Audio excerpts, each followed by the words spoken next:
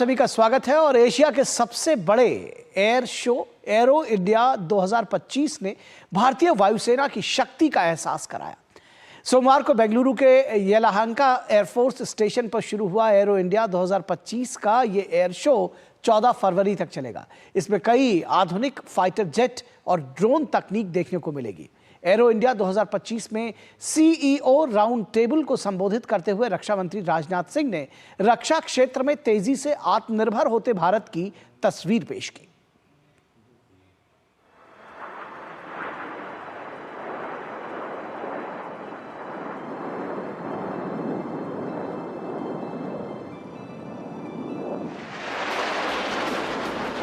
आसमान में भारत की वायु शक्ति, साहसिक फ्लाई पास्ट और अद्भुत करतब का ये नजारा है एशिया के सबसे बड़े एयर शो एरो इंडिया का। सोमवार को बेंगलुरु के येलाहंका एयरफोर्स स्टेशन पर शुरू हुआ ये एयर शो 14 फरवरी तक चलेगा। इसमें कई आधुनिक फाइटर जेट और ड्रोन तकनीक देखने को मिलेगी। रक्षा मंत्री Rajnath Singh arrow India show के कार्यक्रम में शामिल हुए।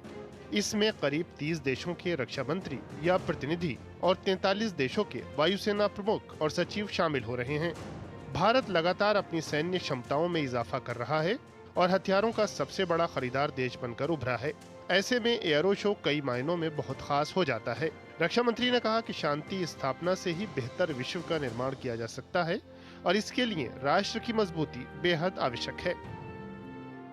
शांति कभी भी सुरक्षा की कमजोर स्थिति में हासिल नहीं की जा सकती। शांति का बट वृक्ष शक्ति की जड़ों पर ही खड़ा रह सकता है। मेरा मानना है कि हम सबको मिलकर मजबूत होना होगा, तभी जाकर हम शांति सुनिश्चित कर पाएंगे। मजबूत होकर ही हम एक बेटर वर्ल्ड ऑर्डर के लिए काम कर पाएंगे। बेंगलुरु में एरो इंडिया 2025 में सीईओ राउंड टेबल को संबोधित करते हुए रक्षा मंत्री राजनाथ सिंह ने कहा कि युद्ध की प्रकृति तेजी से बदल रही है, इसलिए हमें लगातार समाधान अपनाने और सुधार की जरूरत है।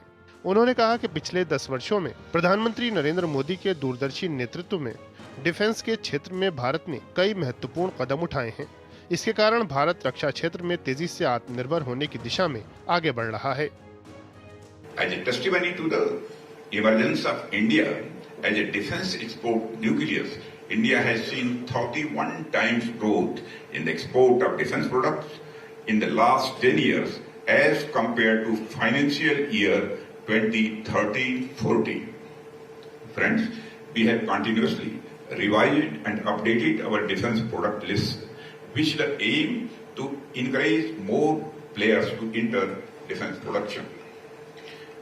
The issuance of the positive indigenization list is a clear indication of our intent to support the industry in India's efforts for self-reliance.